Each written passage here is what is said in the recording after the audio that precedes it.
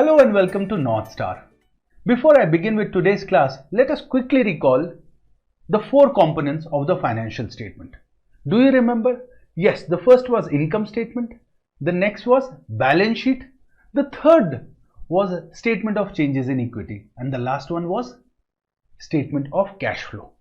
In the last lecture, we have learned the income statement, and today we are going to learn about the balance sheet and equity. Let us get started with today's lecture. Balance sheet. Balance sheet is also called statement of financial position. Remember the other name of balance sheet, statement of financial position. Remember what was income statement called? Yes, income statement is called statement of financial performance, and balance sheet is called statement of financial position. What does it show? It shows the assets that the company owns, the liabilities that the company owes to outsiders, and the equity. Remember, the equity here means the shareholders' funds. It can be represented by way of an accounting equation, and that's how we show assets, which is equals to the liabilities and the shareholders' fund, which is also called as equity. What does balance sheet represent? So balance sheet shows the solvency of the company, the liquidity of the company, financial flexibility, and operating capability. You have to remember this. The balance sheet helps users to evaluate the capital structure of the company. Capital structure means how much the company has taken from which source of funding. For example, how much is the shares, how much is the reserves, how much is long-term borrowings. This together is called capital structure. You need to remember, it shows entities' liquidity, solvency, financial flexibility, and operating capability. Very, very important from exam point of view. Major components and classification of balance sheet. Balance sheet is divided into three parts: the assets portion, the liability portion, and the shareholders' equity portion. Let's get into each one of it in brief detail. The objective of the balance sheet is to show financial position, assets and liabilities of an organization at a given point in time. Very important. Unlike income statement, which is prepared for a particular period, balance sheet is prepared for a particular date. For example, you read balance sheet as on 31st of December, as on 31st of March. What does it mean? It means it is showing the assets and the liabilities and the shareholders' position as on that date. Next, assets. Assets are probable economic future benefits, alright, that have been obtained or controlled by an entity as a result of past transaction or events. Means you have purchased an asset. As a result of past transaction, you have got full control of the asset, and it is going to give you certain future economic benefits from its use. You can record it as an asset in your balance sheet. Let's go further. Thus, an asset arose from a past transaction and is presently owned by the company. You have not yet sold it. And last one, provide you future economic benefit. And it says probable. Probable means there is more chance that you will get some benefit out of it. In terms of percentage, if I convert, there is more than 50% chance that you will get certain economic benefits from the use of that assets, not only today but also in the future. That is what? Assets. Liabilities. What are liabilities? Just opposite of it is liabilities. Remember, here we talk about arose from past transaction. Here also we talk about arose from past transactions only. But it is presently owned by the company. Very, very important word. And here it is presently owed by the company. We need to pay it, and will lead to probable future sacrifices. Here, probable future economic benefits to the company. Remember, assets, probable future economic benefits, owned, here owed, and probable future sacrifices of economic benefits by the company. It will become liabilities. How are liabilities and assets classified? Remember, both liabilities and assets are classified on the basis of their liquidity. Very, very important. Assets are listed on the basis of their liquidity, and that's how most liquid assets comes first. In other words, current assets are more liquid than non-current assets. So current assets are classified first in the financial statement, and then comes the non-current assets. I will show you in a next page where we will also learn the structure of the financial statement. Similarly, liabilities are also presented based on their obligations date. So liabilities are listed in the order in which their dates of payment becomes due. Again, most liquid or most earliest which I have to pay, those liabilities will be listed above, and those which are going to be paid at a later point in time will be listed below it. Very important note, both assets and liabilities encompass 3 time periods. It talks about past, there was a past transaction, it talks about presently owned, and in future it is going to give you certain economic benefits. Similarly, note 2 is very important. You need to remember this. Mark note 2, very important from exam point of view. The assets and liabilities are not only categorized by their levels of liquidity, but also by their levels of financial flexibility and adjustability. This is very, very important. We not only classify on the basis of liquidity, we also look into the financial flexibility and adjustability part of it. And that is how current assets comes first, then the non-current assets, because current assets has more financial flexibility than the non-current assets. Last is the equity portion. Like I mentioned, equity here does not only means common stock. What is common stock? We will talk about it. For now, understand what we in India call it as equity share capital. In the US, we call it as common stock. What in India call it as preference share capital, in the US it is called preferred stock. I will use those terminologies in later part. But for now, remember, equity does not mean only equity share capital. It means shareholders' funds. It represents entity's net assets or the residual remaining interest in the assets of an entity after deducting its liabilities. In simple word, we have total assets 1 million, we have total liabilities, suppose 600,000, then the equity becomes 400,000, which is called the balancing or the residual interest in the assets of the entity. Let's go on to the next page. Balance sheet components. I have given here what are the major components of the balance sheet. So we have assets, we have liabilities, and we have shareholders' equity. Assets include current assets, it includes non-current assets. Current assets such as debtors, inventory, cash, bills receivable. Long-term assets such as goodwill, patents, copyrights, plant, property, equipment. Liabilities, it includes current liabilities and non-current liabilities. Again, current liability includes your current portion of the liability such as creditors, such as bills payable, and long-term liabilities again such as bonds, mortgages, and shareholders equity. In shareholders equity, we will come across some new terminology such as comprehensive income. We will also look into additional paid in capital. What is additional paid in capital? Again, new term. In India, there is something called securities premium. In the US, the same securities premium is called by a different name called additional paid in capital, or we call it as APIC.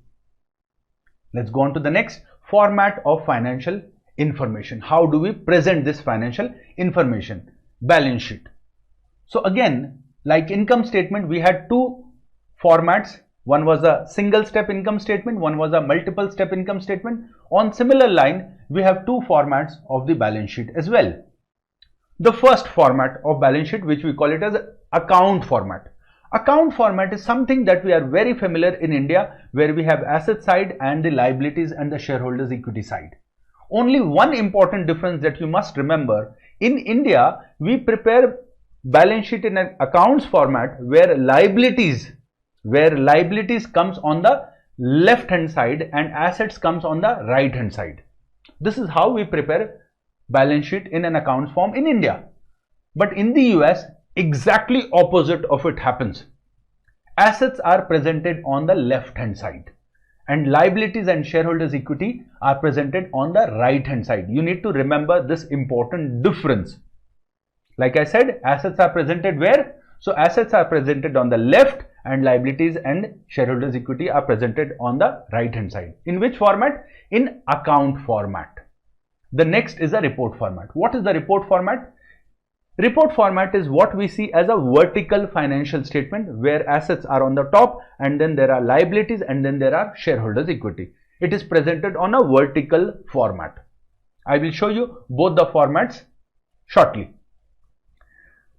The account format lists assets on the left side, liabilities and shareholders on the right hand side. Like I mentioned, it is important, you must remember this. The report format shows assets on the top and liabilities and shareholders on the bottom of it. Again, when we show assets on the top, which assets will come first? Like I mentioned, based on liquidity, financial flexibility, right? So current assets will come first and then the non-current assets or the long-term assets. Similarly, on the liabilities also, the current liabilities will come first, then the long-term liabilities, and then lastly the shareholders' funds would come. All styles of balance sheet subdivide the assets and liabilities and the shareholders' equity into categories mentioned below. Format of the balance sheet. This is a report format of the balance sheet, which is vertical format. Let's look at it. First, the assets portion, and like I mentioned, first would come current assets. Very important, questions have come in the past. And once we show current assets, all these, and then comes the total current assets, and thereafter comes the non-current assets part of it, and then we show it as net fixed assets, and A plus B becomes my total assets. Very simple. All that you need to remember is it is shown on the basis of their liquidity. So current assets first, then non-current assets, which we also call as long-term assets, and then the total assets we show, which is nothing but A plus B. And then comes the liabilities and shareholders' equity. On the liability side also exactly the same line. First we show current liabilities, total current liabilities, and then long-term liabilities, long-term debt, debentures, and total current and long-term liabilities are shown here. Alright, and then comes shareholders' funds, and total liabilities and shareholders' fund are shown here. Both this number and this number would tally. Let's go on to the next page where we are going to learn the account format of the balance sheet. Like I mentioned, in the account format, sequence will be same. First the liquid portion, then the non-liquid portion. But only difference that you must remember again is the assets on the left hand side, liabilities and shareholders fund on the right hand side. Only the style of presentation is changing here and nothing else changes. Alright, so first the assets, current assets, and then we show total current assets, and then net fixed assets, total assets. This number should tally with this number on the liabilities and shareholders fund side. Remember, on the liability side, first comes the current liabilities, and then comes your long-term liabilities, and then comes your shareholders equity. Like I mentioned, common stock. What is the other name of common stock? The Desi name of common stock? Yes, equity share capital. What is the Desi name of additional paid in capital? Yes, you are right again. It is called securities premium in India. Same thing, only the name has changed. Let's go on to the next page. Classification of balance sheet. Now we are going to learn how do we classify the balance sheet into current portion and the non-current portion. Current assets. An asset is classified as current asset on the statement of financial position if it is expected to be realized or sold or consumed within one operating cycle or within 12 months, whichever is longer. Very important word, whichever is longer. But before that, let's understand what is operating cycle. Operating cycle is basically the period of time a company puts cash and it goes through the process and comes out as cash again. For example, you have got cash, you bought raw material. From raw material, this became WIP, WIP became finished goods were sold, it became debtors, debtors may become bills receivable, and bills receivable again became cash. The amount of time that it took for cash to go through this cycle and become cash again is called one operating cycle. Remember, one operating cycle can be different for different industry. For example, for a small tea maker, the operating cycle may be just 1 hour. He has cash, he bought milk, he bought tea leaves, he bought all the raw material, made tea, sold it, he got cash again. How much time does it take? Not even 1 hour. But for a wine company, this operating cycle can be quite long, maybe 3 years, maybe 4 years. So what is operating cycle depends upon the nature of business, depends upon the industry. To be classified as a current asset, it should be received in cash or it should be sold or consumed within how much? Within 12 months or one operating cycle, whichever is longer. If my 12 months and my operating cycle is suppose 16 months, how many months we will take? We will take 16 months. If my operating cycle is suppose 8 months, how much we will take? We will take 12 months, whichever is longer of the two. Quite simple, but very important because this is constantly used in several questions. Let's go on to some examples of what is current assets. The first one, cash and cash equivalents. Cash, all of us know. Cash equivalents, we will be learning in a different topic called statement of cash flow. Receivables, bills receivables, inventory, prepaid expenses, trading securities. What are trading securities? There is a big topic, investment. There we will be learning more about trading securities. Comes to the non-current assets. A very simple definition. What are non-current assets? Those assets which do not get classified as current assets are called non-current assets. In other words, those assets which do not meet the 12 months or the one operating cycle criteria becomes the non-current assets. In other words, it is also called long-term assets of the company, which we also refer to as fixed assets sometimes. Some examples of it: investments and funds, property, plant and equipment, intangible assets. Current liabilities. What are current liabilities? A liability is classified as current on the statement of financial position if it is expected to be settled or liquidated in the ordinary course of business within same definition. One operating cycle or 12 months, whichever is longer. Exactly same definition, only difference is there we were talking about current assets, here we are talking about current liabilities. One operating cycle or 12 months, whichever is longer here as well.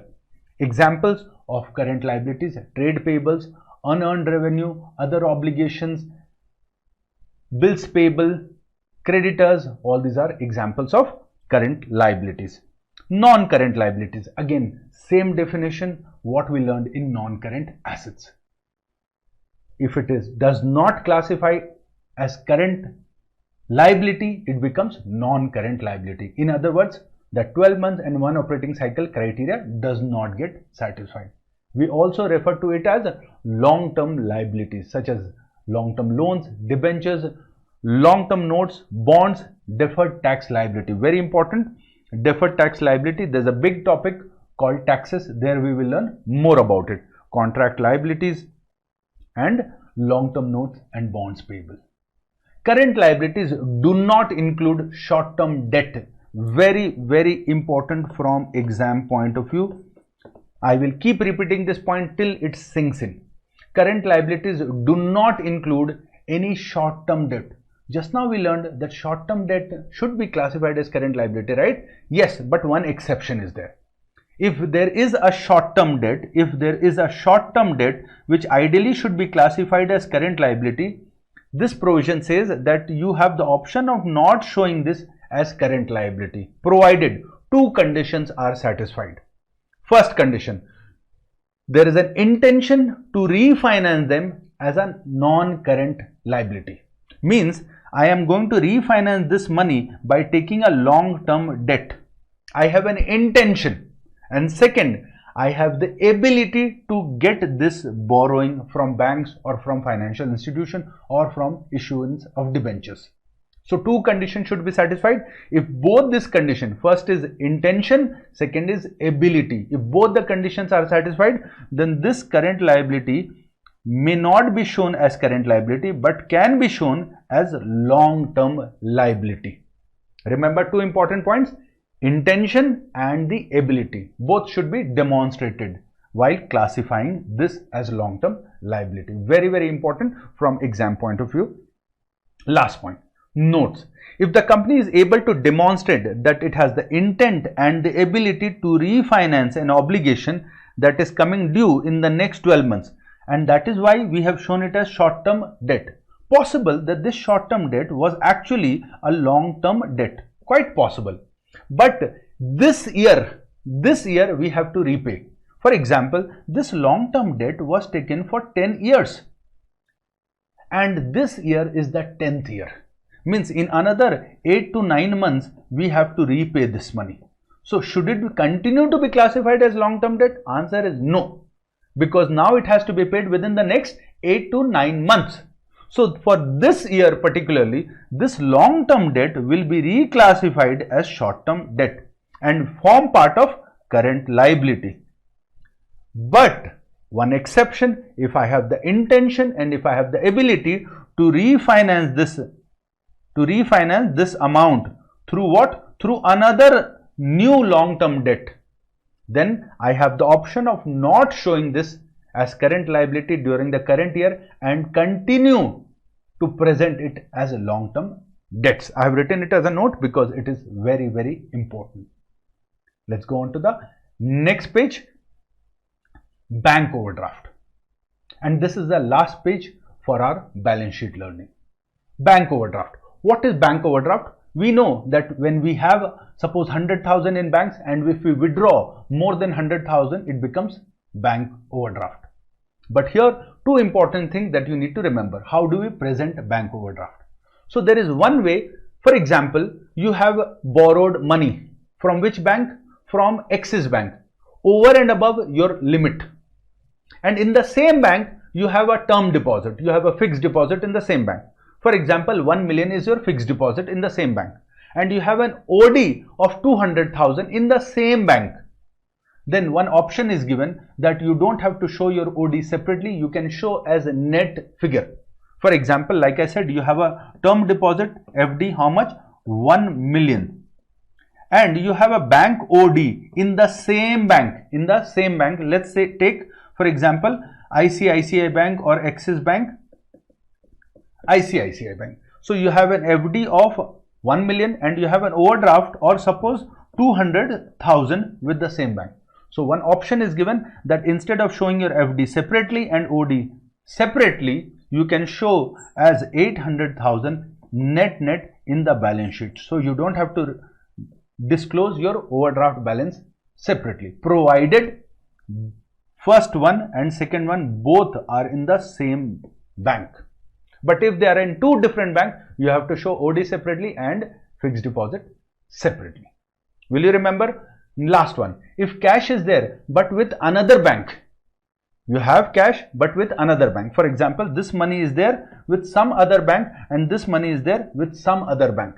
In that case, you cannot show it as net figure. You have to show it as separate items. Alright. Here I took an example of FD so that you understand it can be anything. It can be cash, it can be any other short-term asset. This FD should be short-term FD. Alright, should be classified as current assets, not a long-term fixed deposit.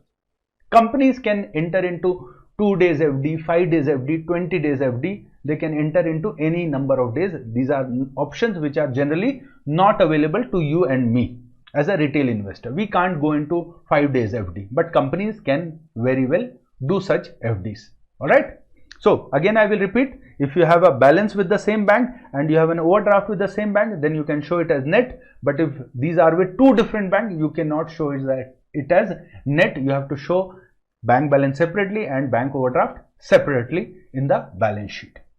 The last and the final topic, limitations of financial statement. What are the limitations of balance sheet here? Particularly we are talking about balance sheet here. The balance sheet reports a company's financial position at a point in time. Means as on that day. It may be different one day before, it could be different one day after. I may not know because balance sheet will give me details as on that date. If I want details just 1 month back, I may not get. Through what? Through the balance sheet.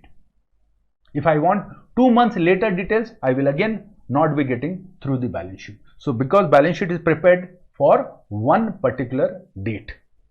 The second one, self-generated assets such as human resource. Human resource are very important, especially for technology companies. But in the balance sheet, we do not show those human resources. We do not show loyalty. We do not show skill sets of our employees. We do not show efficiencies of our employees because those are important. Don't you think those are assets for the company? But unfortunately, the financial statement do not show those details. The first limitation of the balance sheet. The next one, values of certain assets are measured at historical cost. We bought a piece of land 10 years back. The cost was different. Today's market value is very different, but still we show it at historical cost. Again, second limitation of the balance sheet. Judgments and estimates determine the value. There are so many items in the financial statement which are mere estimates, which are mere judgments. And judgments and estimates can differ based on your experience, based on my experience. But still these are represented. For example, provision for bad debts, allowance for uncollectible amounts. Depreciation, what we show net book value of the assets after charging depreciation. What is depreciation? Again, an estimation. Estimations may go wrong, but we have to rely upon whatever is mentioned in the financial statement. The next one, most liabilities are valued at present value of cash flow discounted at the rate that the current when the liability was incurred.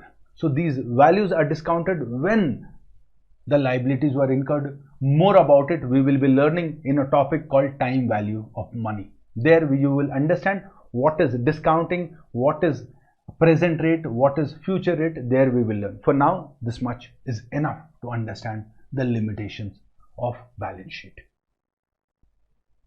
Now that we have learned the asset side of the balance sheet, the liabilities of the balance sheet, the third is the equity. Like I mentioned, equity means shareholders' funds, those part of the money which belongs to the owners. First one, capital contribution by owners. Owners can contribute in two ways: by way of investing money through common stock, which is called equity also in India, and second is through preferred stock, which we also know it as preference share capital.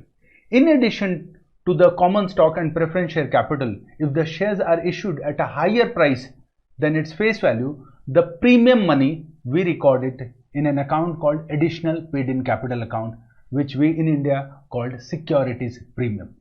So the first thing, capital contribution by owners, remember it is recorded at par value and preferred stock. And the last one, additional paid in capital. Just for an example, suppose a $10 share has been issued by the company at $25. So how much is the total? $35 the company is collecting. How will it be recorded? So $10 will go into common stock. And where would $25 go? It would go to additional paid in capital, the securities portion of it. The next is retained earnings. That portion of the earnings of the company that has not been distributed to the shareholders by way of dividend. Why does the company keep retained earnings? To make future investments. It is important portion because that money belongs to the company. Company does not have to pay any interest on that money. So retained earnings, very, very important. These are accumulated net income not yet distributed to the owners. Retained earnings can be restricted or unrestricted depending upon the board of directors' intent. Restricted means it cannot be used for all the purposes. But if it is, unrestricted means it can be used for any purpose that the board decides. Restricted means those are retained earnings that can be used for specific purposes only. Treasury stock, very important. We are going to learn about this later as well. That component of the issued portion of the share capital, remember again, that component of the issued portion of the share capital which the company has again repurchased from the market. Suppose the company had issued 100,000 shares and out of 100,000 shares, company has repurchased from the market 10,000 shares of its own. Same company has purchased from the market. Then that particular share is recorded in the books as treasury stock. Remember, treasury stock is shown by way of subtraction from the issued share capital. It is never shown as investments in the balance sheet because it is my own shares in my own company. For example, I am Infosys Limited. Infosys Limited buys its own shares in the market, then it will be recorded as treasury stock. Remember, it will be shown as treasury stock until this treasury stock has been retired. Retired means it has been cancelled, or buyback, what we call it. We will learn about it more in detail in topics to come. Accumulated other comprehensive income. Remember, accumulated other comprehensive income includes those part of the income which is not included in the income statement. There is a separate topic where we will learn about other comprehensive income. Non-controlling interest. Non-controlling interest is the portion of the equity in subsidiaries that the reporting entity owns but does not own fully. For example, if I own majority of the shares, we call it subsidiary. But if we do not own majority of the shares, we own small shares, we call it minority interest also. So in India, we know it by minority interest. Note, when a corporation repurchases its own shares from the market, the repurchased shares are called treasury stock, like I mentioned just now. It is also called treasury shares. Treasury shares repurchased reduces owner's equity. So whatever is the issued share capital, it will be shown by way of subtraction from the issued share capital, because those shares are no longer outstanding and it is not included in computation of earnings per share. We will learn about it, like I mentioned, in detail in coming topics. Off-balance sheet financing. What is off-balance sheet financing? Off-balance sheet financing means those part of the funding which escapes from being recorded in the balance sheet. Is it illegal? Answer is, we are not looking at the legality of it, but it is not illegal unless the intent of doing this is fraudulent. It is very much allowed under the US GAAP to present this. Of course, there are a lot of controls and restrictions which are constantly evolving. But off-balance sheet financing is still practiced.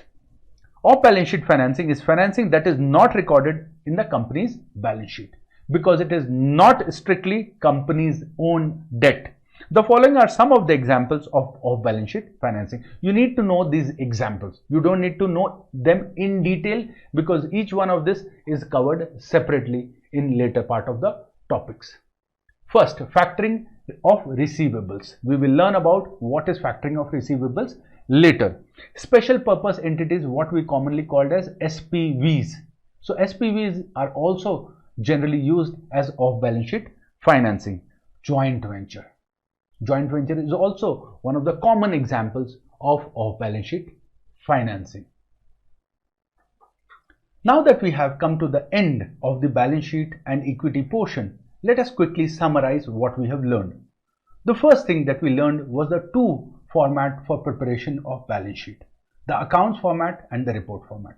Remember, in the accounts format, the assets are shown on the left hand side and the liabilities are shown on the right hand side, followed by the shareholders funds. In the same fashion, the vertical financial statement is also presented. On the top, the assets portion, on the bottom, liabilities, followed by the shareholders fund. Next important point that you must remember is financial statements are presented on the basis of liquidity and financial flexibility. So the most liquid will be shown and then the less liquid assets. The current assets come first, then the non-current assets are presented. The next important thing that you must remember is the definition of current assets and non-current assets. 12 months or one operating cycle, whichever is longer. For liabilities also, 12 months or one operating cycle, whichever is longer, is classified as current liabilities. The last one we talked about equity. In the equity, the important thing is the names. The common stock, what we call it as equity share capital. The preferred stock, what we call it as preference share capital. And the last one, securities premium, which in US is called additional paid in capital.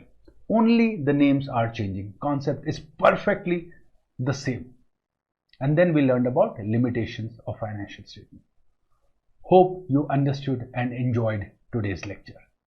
In the next lecture, we are going to learn cash flow statement. But before that, we are going to solve some questions based on what we have learned, the essay questions and few MCQs to consolidate our understanding of the balance sheet. See you in the next lecture. Till then, this is Irfat signing off. Bye bye. Take care.